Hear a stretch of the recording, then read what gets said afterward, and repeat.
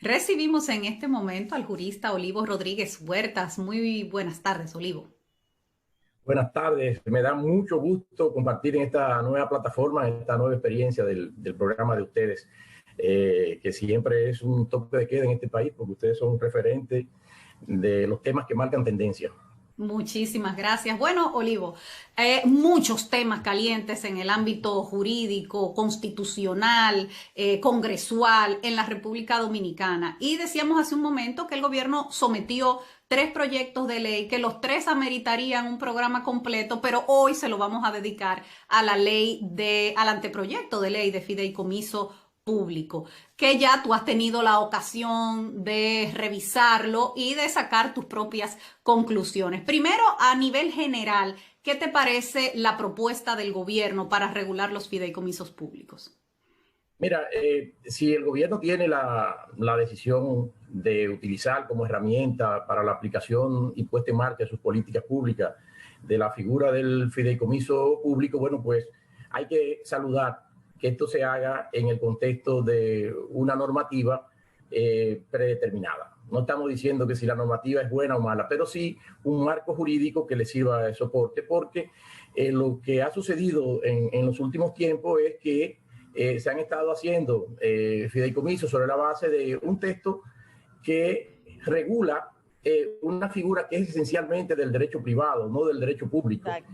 Y que ciertamente permite el fideicomiso público, pero a una finalidad muy concreta, que es el marco para el desarrollo de la vivienda de bajo costo, es decir, donde se habilitaba al Estado a poder aportar en fideicomiso bienes con el propósito de que en una alianza con el sector privado se pudieran disminuir costos, sobre todo en el aspecto del acceso a la vivienda, porque uno de los grandes temas que tenemos en nuestro país es que el grueso de las personas no tiene capacidad de ahorro.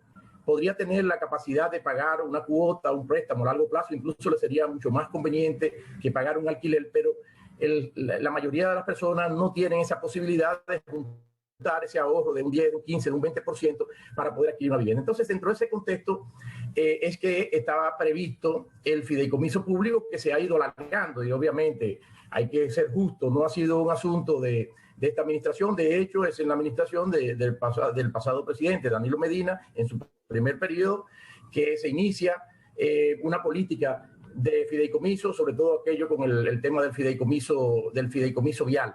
Pero que se haya estado haciendo no significa que, bueno, que esta figura pueda servir para todo. Pero en sentido general,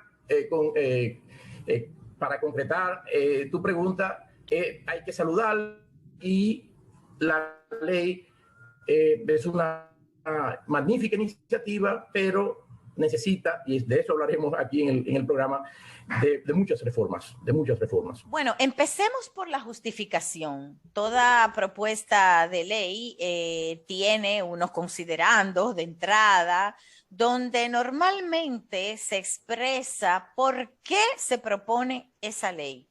En este caso, hemos visto muchas referencias técnicas que tienen que ver con leyes anteriores, pero la justificación en sí es algo floja, yo encuentro, porque no demuestra que esta ley sea muy necesaria para administrar las cosas. Justamente haciendo mis tareas para el programa, escribir mi papelito, ¿no? Estilo tu hermana Laura.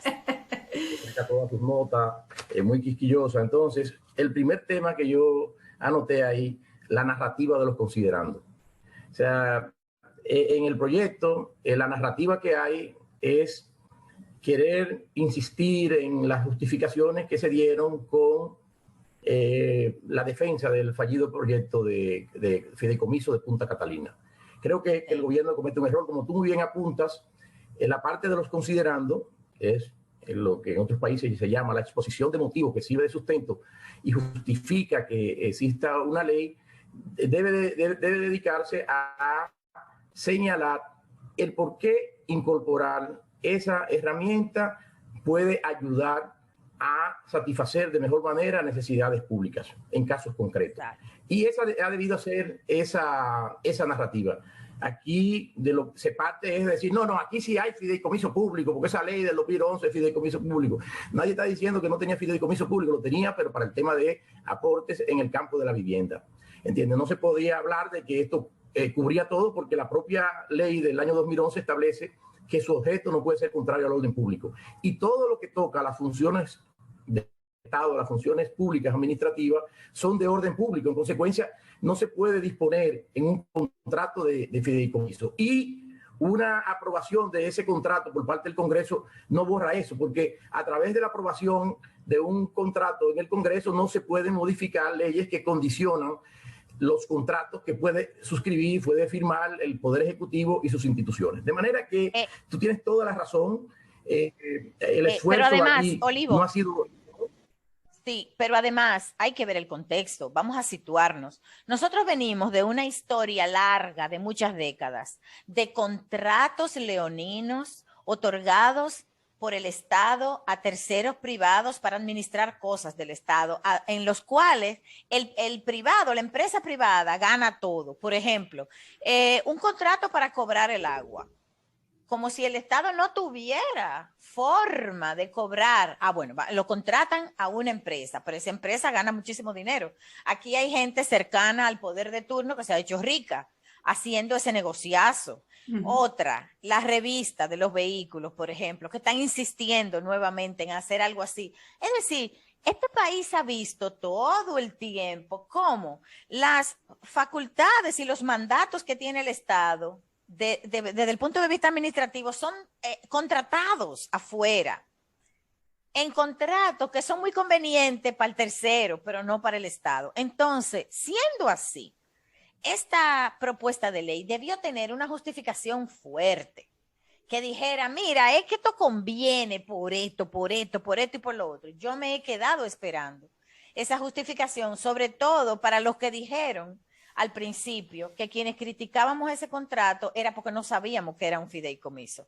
Yo me fui entonces a la propuesta, a ver, déjame ver qué es un fideicomiso y por qué eso es tan bueno. Yo siento que no me lo dice. Tú tienes toda la razón, Patricia, en cuanto a tus planteamientos de la necesidad de la justificación de las decisiones públicas.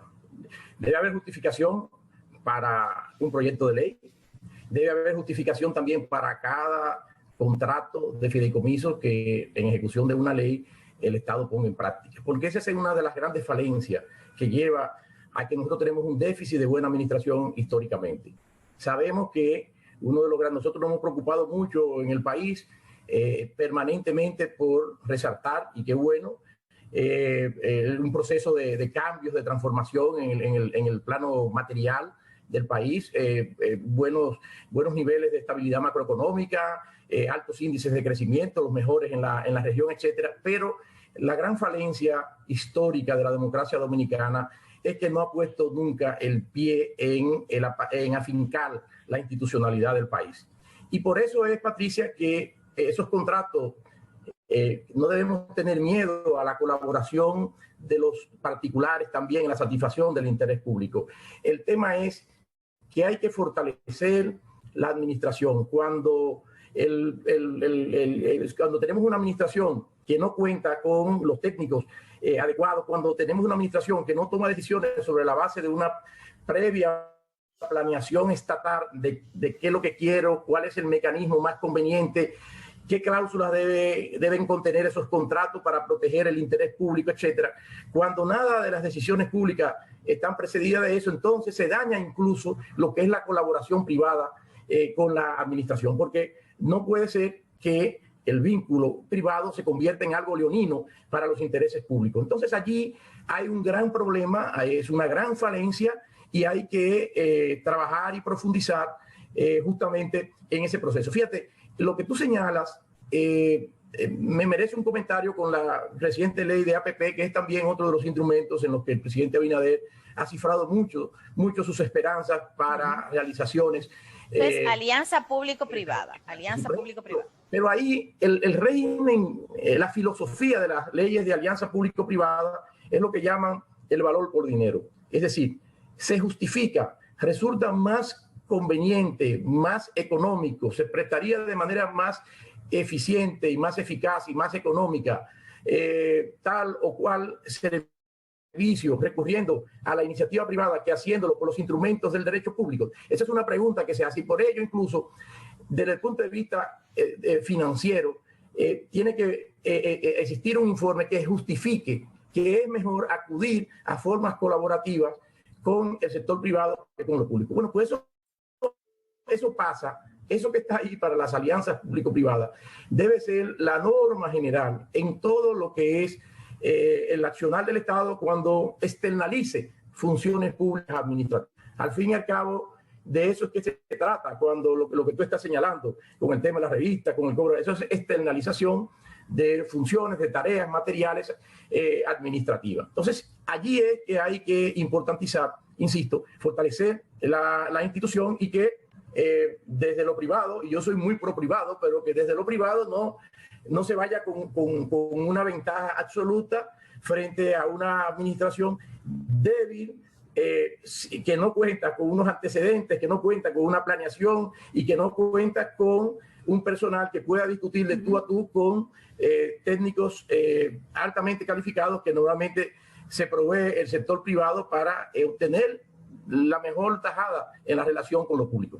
Bueno, justamente vamos a entrar de lleno en el proyecto de ley de fideicomiso público, y una de las críticas que se le hizo al contrato de Punta Catalina, del fideicomiso para Punta Catalina, que fue el que nos puso a todos a leer más sobre fideicomisos, fue la conformación de ese comité técnico. ¿Qué dice este proyecto de ley que ha sido sometido sobre cómo se deben conformar los comités técnicos de los fideicomisos públicos? Sí, Diana, justamente se incluye dentro del capítulo de las definiciones y obviamente está esparcido en el texto del proyecto sometido al Senado de la República por el presidente Luis Abinader como titular del Poder Ejecutivo, y en la misma se lleva a un régimen dual, que es parte de lo que se criticaba. Decía, bueno, está el fideicomiso de los peajes, pero allí lo que están en el comité técnico son altos funcionarios del Estado, del área de Hacienda, del área de Obras Públicas, del área de la Presidencia, ¿no? Entonces, allí se entendía mejor, pero cuando se recurren a personas que previamente no tienen un vínculo con la administración o que no ocupan una función pública para asignarle esta tarea, porque hay que tener muy claro algo. Cuando se suscribe un contrato de fideicomiso es para que a través del fideicomiso se lleve a cabo una tarea que es responsabilidad y competencia asignada por ley de un órgano o de alguna instancia administrativa. De manera que entonces la utilización de terceros genera suspicacia. Ahí hay un aspecto, en principio quizás no sería bueno tener una rigidez absoluta en un texto de ley, pero hay también que tiene que quedar claro algo, que como ese comité técnico va a adoptar decisiones que tocan a funciones administrativas, automáticamente su designación o su incorporación dentro del mismo lo convierte en parte de la estructura del Estado. Lo que busca el proyecto, y esa es una de las partes criticables, es también una huida del régimen de función pública, es decir, que el régimen que se aplica a los servidores públicos no va a aplicar a esos servidores públicos. En lo que sí se mejora fue en un punto que fue sumamente criticado en ocasión del debate en torno al contrato de Punta Catalina, que llegó a ser aprobado por la Cámara de Diputados, es que los miembros de ese comité, cuando por X o Y razón no pudieran asistir a las sesiones, podían ellos delegar en una persona. Ah, sí. Y oye, en derecho público hay una regla general que prohíbe la subdelegación, es decir, porque cuando yo delego algo, hay en el fondo una relación de confianza. ¿En quién le estoy confiando la tarea? Porque el delegante no pierde su responsabilidad por delegar una tarea. En el derecho hay lo que se llama la responsabilidad de la culpa y del invigilando, que es una expresión latina, es decir, del déficit de supervisión que le corresponde a los funcionarios sobre las tareas delegadas o sobre las tareas que realizan sus subordinados. Entonces tú tienes que responder, no, yo estaba mirando para otro lado. Pero si usted miró para otro lado, puede incurrir en responsabilidad por omisión y podría el Estado accionar contra usted y reclamarle el perjuicio que se deriva del defecto de usted vigilar el correcto cumplimiento de las tareas que usted encargó, que usted delegó en provecho de un particular. Entonces, ese punto es tratado de esa manera, se mantiene ese régimen dual, se trata de que no esté sometido en esos casos de personas que integren esos comités y no sean parte de la estructura del Estado, se permite que existan estos comités sin régimen de función pública, pero se limita ya el tema de que ellos no puedan a su vez delegar en un tercero cuando no puedan asistir a cumplir con la tarea encomendada. Bueno, ¿cuál crees tú, ahora que ha sucedido esto del retiro, de la oposición del CES, de la discusión de la propuesta de reforma constitucional, que será el destino de esta propuesta de ley de reglamento de fideicomiso público? Pero hay dos cosas ahí, Patricia. La salida que tuvo el presidente Abinader en medio de ese mare magnum que se calmó cuando se conocieron los detalles del proyecto de contrato de Punta Catalina fue una salida elegante, para no decir que él estaba retirando. Yo llegué a decir yo creo que en una entrevista con Don Uchi y Edith en El Día, de las últimas entrevistas que tuve el gran honor de estar con nuestro querido Don Uchi, yo señalé que el día que el presidente mandó eso al CES, ese día había fallecido el proyecto de contrato de Punta Catalina como había sido concebido. Ojo, que no lo han retirado, ¿eh? No lo han retirado todavía, Olivo. Eso sigue en el Senado. No lo han retirado, pero eso nada. Mira, fíjate, la propia senadora del Distrito Nacional, nuestra querida amiga Farideh Raful, ya decía ayer, porque el tema también está en el Senado, y hay unas reglas de procedimiento en el reglamento del Senado para conocer las iniciativas que llegan. El destino de eso es un asunto de orgullo, de que no haberlo retirado de manera expresa, pero realmente el discurso del presidente lo que manda es eso, y el envío de un marco legal, a una propuesta de marco legal para regular los fideicomisos públicos es una constatación de ello. Tampoco creo que, o sea, no se le podía pedir más. Fue una salida política, sin duda alguna, de imagen del presidente, pero su apuesta será ahora a pasar la ley de fideicomisos públicos. Claro. Ahora, Olivo, otra preocupación que había con el tema de los fideicomisos públicos y que surgió por el contrato de Punta Catalina era de que ese comité técnico, compuesto además por personas del sector privado, pudieran contraer deuda pública sin pasar por el Congreso. Ahora, leyendo aquí en este proyecto que se ha sometido, dice que cuando conlleve enajenación de bienes inmuebles o la afectación de rentas nacionales o el levantamiento de empréstitos que estipulen exenciones de impuestos en general, bueno, que en definitiva el fideicomiso público estará sujeto a la aprobación del Congreso Nacional. Y eso sí queda ahora como claramente establecido. ¿Qué te parece esa parte? Mira, es que es algo inevitable en el contexto del actual marco constitucional. La Constitución, incluso a partir del 2010, estableció un mecanismo de control legislativo de los contratos que suscribe el Poder Ejecutivo y que conlleven enajenación de bienes públicos. Hasta el año 2010, eso nada más pasaba si se trataba de venta de bienes inmuebles. A partir del año 2010, del 26 de enero de 2010, la entrada en vigencia de esa Constitución, son todos los bienes de cualquier naturaleza, mobiliarios, inmobiliarios, sean estos en los bienes mobiliarios corporales o incorporales, todo tipo de activo, de bien, todo bien susceptible de un valor económico, su enajenación cuando pasa de una determinada cantidad de salarios mínimos, que es muy mínima, tiene que ser objeto, el contrato, a pesar de que haya una ley, tiene que ser objeto de una aprobación por parte del Congreso Nacional. De hecho, en ese artículo que tú señalas, que es el artículo 6, en el párrafo 1, se comete un error porque la parte que se transcribió era la del viejo texto constitucional antes del 10, es decir, el que estaba en la Constitución del 66, que se prolongó hasta el año 2010, que habla de inmuebles. Incluso en las últimas 3 líneas, si te fijas, del párrafo primero dice: en los demás casos, la conformación del patrimonio fideicometido se efectuará mediante la entrega o la transferencia del derecho objeto de la operación conforme lo establecido en el acto constitutivo del fideicomiso. Y esto no es así, porque en los bienes activos también de naturaleza mobiliaria, corporales o incorporales, tienen que pasar por la aprobación del Congreso. De manera que esas son de las cosas que tendría el Congreso que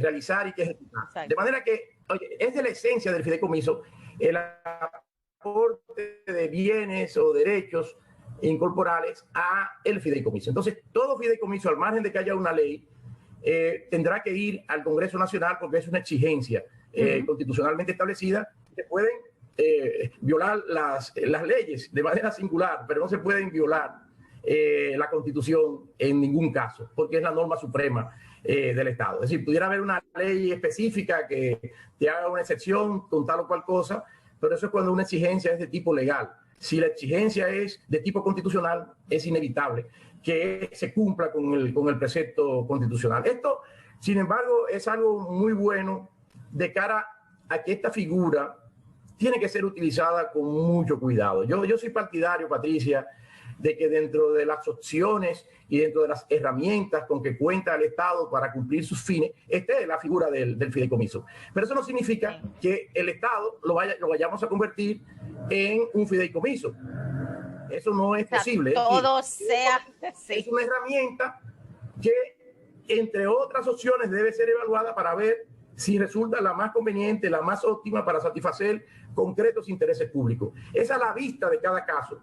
Y esto lleva, Diana y Patricia, también a una crítica a otra parte del proyecto que delimita muy bien cómo surge un proyecto de fideicomiso, la necesidad de un decreto del Poder Ejecutivo que así lo pida, pero creo que eso debe estar condicionado. Es decir, desde la ley se deben establecer unas limitantes para que el Poder Ejecutivo pueda emitir y autorizar fideicomisos. Si eso no está precedido de estudios de carácter técnico, sobre todo con una vertiente de tipo económico y legal, que haga más óptimo la utilización de esa figura para realizar concretas tareas públicas que se quiera realizar de una manera más eficiente. Si eso no es así, entonces no debe recurrirse a la figura. Claro, que esté justificado, que haya una base que justifique eso. O otro tipo de contratos ya más típicos como el contrato de obra pública, la misma concesión, etcétera. Entonces, son cuestiones que también hay que mejorar en el contexto de la propuesta. Muchas gracias, Olivo Rodríguez Huerta. Bueno, gracias a ustedes. Es un honor, un privilegio. Les deseo muchos éxitos ahora en la utilización de las plataformas en este programa y que sigan siempre orientando y sacando los temas que son puntuales en cada momento. Así que yo tenía una última cuestionante, Olivo, y es con el tema de contrataciones públicas, porque esa fue otra crítica también. Si se iban a tener que sujetar los fideicomisos públicos a la ley de compras y contrataciones y todo lo que se deriva de ella. Ahí vuelvo yo a la narrativa de Patricia. Una característica del proyecto es que trata de plasmar dentro de la misma toda la narrativa de una discusión que fue un intento fallido para el gobierno. No entiendo por qué los estrategas han insistido tanto en esto. Lo que se expresa en ese punto, Diana, es prácticamente lo mismo que figuraba en el contrato de Punta Catalina, que se va a hacer conforme a los principios de la ley de contratación pública, pero que el comité técnico tiene facultad de dictar un reglamento técnico. Lo único que se le agregó es que el mismo se enviará para su conocimiento a la Dirección General de Contrataciones Públicas, etcétera. Yo creo que si esa es la salida que finalmente el legislador acoge, no debiera ser de esa manera. Yo pienso que ese comité técnico, que son funcionarios delegados del Estado, aunque ellos quieran decir que son privados, que no tienen vínculo con el Estado, que no van a estar sujetos a la ley de función pública y demás, etcétera, lo que debe ser es que si, como pasa en todas las instancias administrativas, ¿qué hacen las instancias administrativas que no tienen potestad reglamentaria? Preparan y eso es parte de los deberes en la ley orgánica de la administración pública de todos los órganos y entidades, elaborar los anteproyectos de leyes y de reglamentos que sean necesarios para la buena marcha de sus respectivos ámbitos de competencia. Entonces, ese comité gestor o el comité técnico, ¿qué es lo que debe hacer? Elaborar un proyecto de reglamento para que cumpla con las particularidades propias de las estructuras fiduciarias y elevarlo para su aprobación y emisión por parte del Poder Ejecutivo. Es decir, porque no debemos olvidar, no fue casual que le dije la responsabilidad por el defecto de la vigilancia, de la culpa invigilando, ¿no? Es que usted no puede crear algo, ya yo me desentiendo, eso es responsabilidad de ellos. No. Dentro del funcionamiento del Estado, uno de los principios básicos es la jerarquía, y la jerarquía conlleva el deber de fiscalización constante de las actividades de los subordinados, y para eso los jerarcas tienen instancias, instrumentos, tienen instancias de fiscalización y control y tienen otros mecanismos legales y otras potestades para controlar eso. Entonces yo pienso que eso también es un tema que hay que mejorar en el contexto de la misma. Pero el debate apenas comienza, así que habrá mucha oportunidad de seguir comentando muchos temas. No, y además que los legisladores tienen puntos aquí ahora que tienen que revisar, que no nos salten después con que lo aprobaron sin leerlo. No, eso va a ser objeto de mucho debate en el Congreso. Hay otro tema que también hay, por ejemplo, la Constitución del año 2010 estableció que en principio el Estado no debe realizar actividad empresarial pública. Entonces, la Constitución establece que cuando el Estado, bajo el principio de subsidiariedad, acuda a actividades empresariales que están igualmente servidas por iniciativa privada, debe estar sometido a las mismas reglas. Y aquí se está haciendo un fideicomiso solo con la fiduciaria más reserva. Es decir, si tú vas a contratar una fiduciaria, tú debes hacer una especie de subasta inversa. ¿Cuál es la que va a cobrar el menor fee de administración para gestionar esto? Y si es la pública, maravilloso. Sí. Pero debe ser con una subasta hacia la inversa, porque es que esto lo que hace es que agrega costos adicionales a brindar un servicio. Así es, así es. Bueno, Olivo, muchísimas gracias. Como tú dices, el debate está servido con la ley de fideicomiso público y con las otras también que tendremos que ir analizando más adelante. Muchísimas gracias, Olivo. Gracias a ustedes. Feliz día. Bueno, nosotras nos despedimos. Gracias por su sintonía. Hasta la próxima. Yo escucho la cuestión.